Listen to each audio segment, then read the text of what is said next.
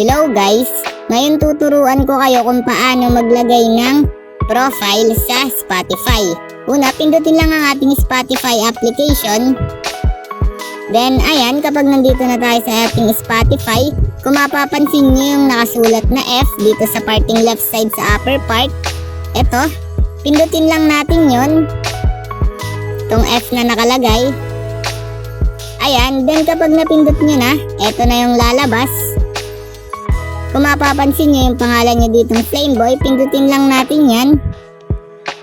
Eto, pindutin lang natin yan. Then kapag napindot na natin, mapupunta na tayo sa ating profile. Eto. Ayan, kung mapapansin nyo dito, yung nakasulat na edit, ito, pindutin lang natin yung edit na nakasulat.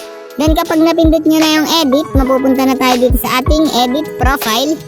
Ang gagawin lang natin is, pindutin lang natin itong parang pencil, kung mapapansin nyo naman ito. And then kapag napindot na natin, ito na yung lalabas, change profile photo. Nakasulat dito is choose photo and take photo. Ang pindutin lang natin dito is yung choose photo. Then kapag napindot nyo na yun, ito na yung lalabas, which means ito yung ating gallery. Hanapin nyo lang dito sa picture yung gusto nyong ilagay. Then ayan, ito yung pipindutin ko. Then kapag napindot nyo na, okay na. Then ito na yung lalabas. Kung mapapansin nyo, may nakasulat dito sa baba na use photo. Then pindutin nyo lang yung use photo kapag napili nyo na yung gusto nyong picture. Then ayan, kung mapapansin nyo, hindi pa okay yan.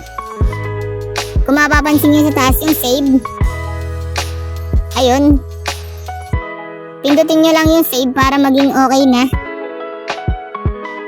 para mapalitan na ang ating profile. Ayan, saving your changes. Wait lang natin. Then, ayan, kung mapapansin nyo, hindi na letter F yung nakalagay sa ating profile, kundi kulay brown na. Ayun, ganun lang naman kadali magpalit ng profile o maglagay ng profile dito sa Spotify. Ayun lang, thanks for watching. Subscribe me for more videos like this. Thank you!